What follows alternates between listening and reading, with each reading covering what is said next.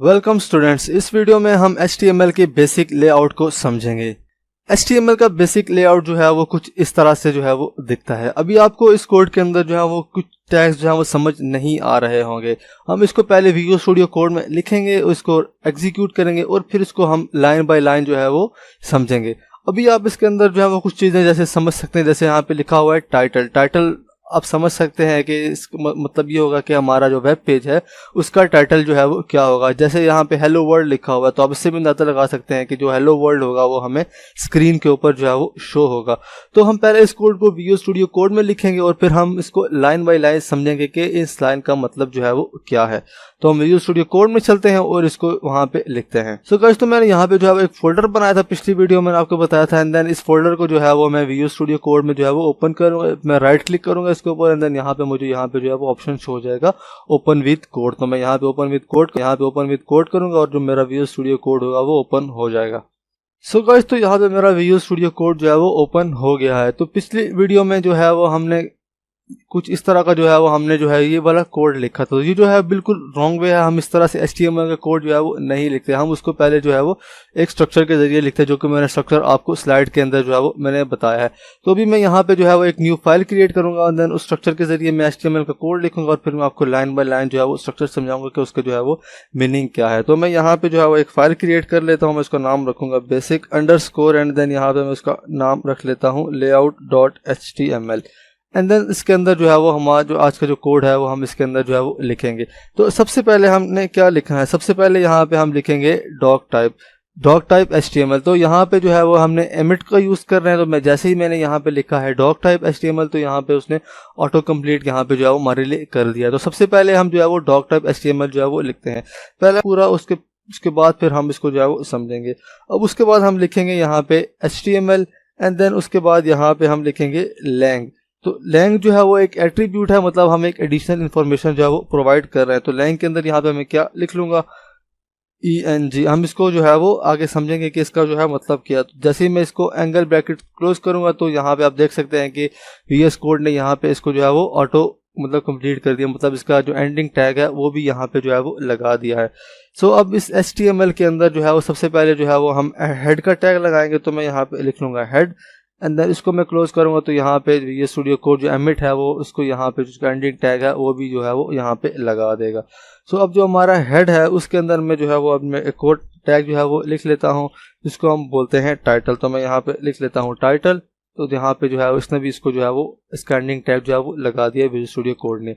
अब हम हेड से बाहर आ जाएंगे और यहाँ पे जो है वो हम एक दूसरा टैग जो है वो लिखेंगे जिसको हम जो है वो बॉडी टैग जो है वो बोलते हैं। तो मैंने यहाँ पे बॉडी टैग भी जो है वो लिख लिया है। एंड देन यहाँ पे जो है वो टाइटल है, इसके अंदर जो है मैं कोई जो है वो टाइटल जो है वो स्पेसिफाई जो है वो कर देता हूँ। तो मैं यहाँ पे लिख लेता हूँ दिस इज माई वेबसाइट। तो मैं यहाँ पे लिख लेता हूँ दिस इज माई वेबसाइट।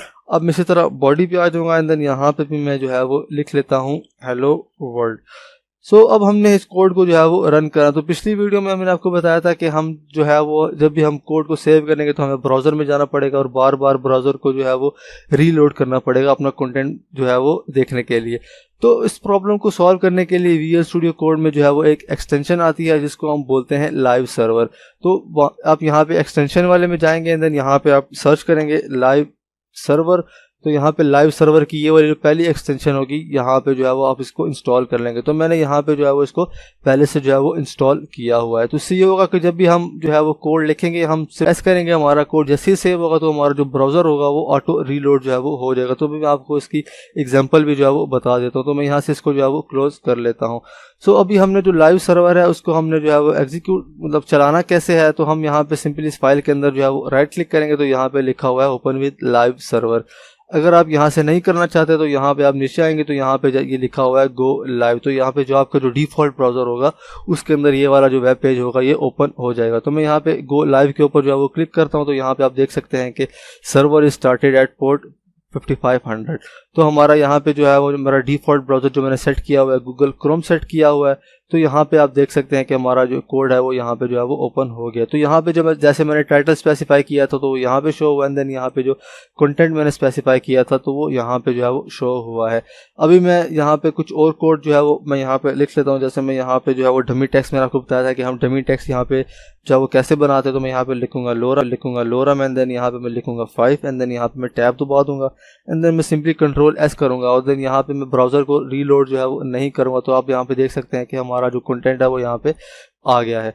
अभी मैं इन दोनों को जो है वो साइड बाय साइड जो है वो ओपन कर लेता हूँ, अपने कोड एडिटर और जो हमारा ब्राउज़र है, एंड देन यहाँ पे मैं इसको जो है वो छोटा कर लेता हूँ। मैं यहाँ पे एक और लाइन भी जो है वो लिख लेता हूँ लोरम एंड देन यहाँ पे मैं लिखता हूँ 10। तो आप यहाँ पे देखिएगा कि जैसे ही मैं सेव करूँगा तो यहाँ पे हमारा जो है वो ऑटो रीलोड हो जाएगा। तो मैंने यहाँ पे 10 दबाया एंड देन यहाँ पे सेव किया, तो यहाँ पे आप देख सकते हैं कि हमारा जो है वो ऑटो रीलोड जो है वो हो गया है। सो अभी हमने जो ये कोड लिखा है हम इसको लाइन बाय लाइन जो है वो समझते हैं। तो इसके लिए मैं इसकी विंडो को जो है वो बड़ा कर रहा हूँ एंड देन यहाँ पे मैंने ये मार्कर सिलेक्ट किया हो तो मैं मार्कर जो है वो सिलेक्ट कर लेता हूँ, इससे मैं आपको जो है वो आसानी से समझा सकूँगा। सो अब हम इसको जो है वो समझते हैं लाइन बाय लाइन। तो सबसे पहले मैंने यहाँ पे जो है वो लिखा था डॉक टाइप।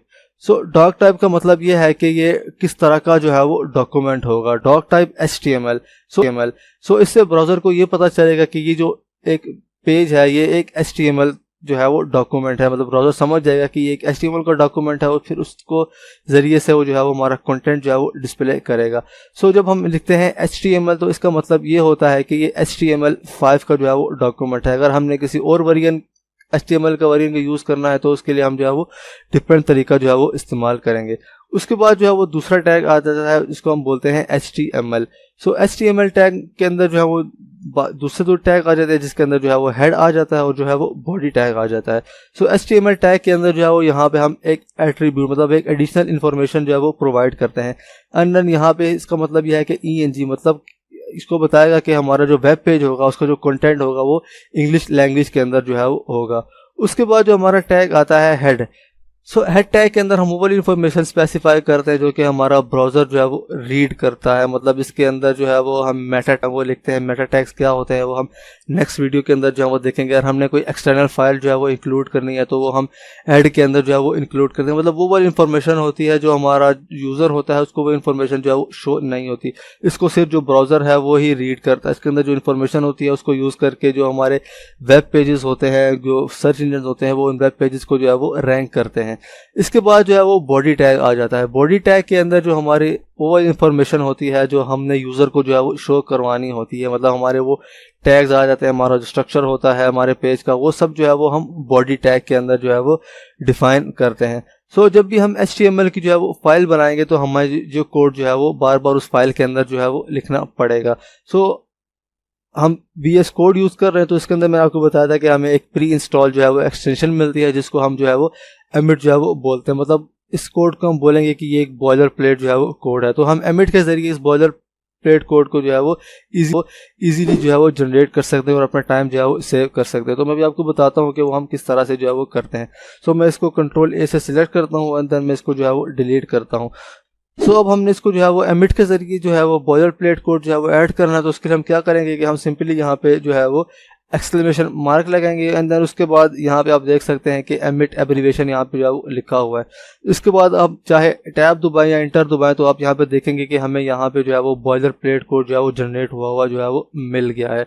तो इस तरह से हम जो है वो बॉयलर प्लेट कोड जो है वो एमिट जो एक्सटेंशन है उसको यूज़ करके जो है वो बना सकते हैं। मैं आपको फिर से बता देता हूँ, मैं इसको डिलीट करता हूँ। देन यहाँ पे सबसे पहले हमने एक्सक्लेमेशन मार्क लगाना है, देन फिर टैब या इंटर दबाएंगे तो हमारा जो बॉयलर प्लेट कोड होगा वो जनरेट हो जाएगा। तो इस एमिट को एक्सटेंशन को यूज़ करके हम अपना टाइम जो है वो सेव कर सकते हैं और हम जो है वो अपने काम को जो है वो फास्ट कर सकते हैं। सो यहाँ पे हमने जब इसको यूज़ किया है एमिट को तो यहाँ पे आप देख सकते हैं कि यहाँ पे हमें कुछ मेटा टैग्स जो है वो इसने दिए हैं। तो ये मेटा टैग्स क्या होते हैं हम जो है वो नेक्स्ट वीडियो में उनको डिटेल से देखेंगे कि मेटा टैग्स क्या होते हैं और हम इनको किस लिए जो है वो यूज़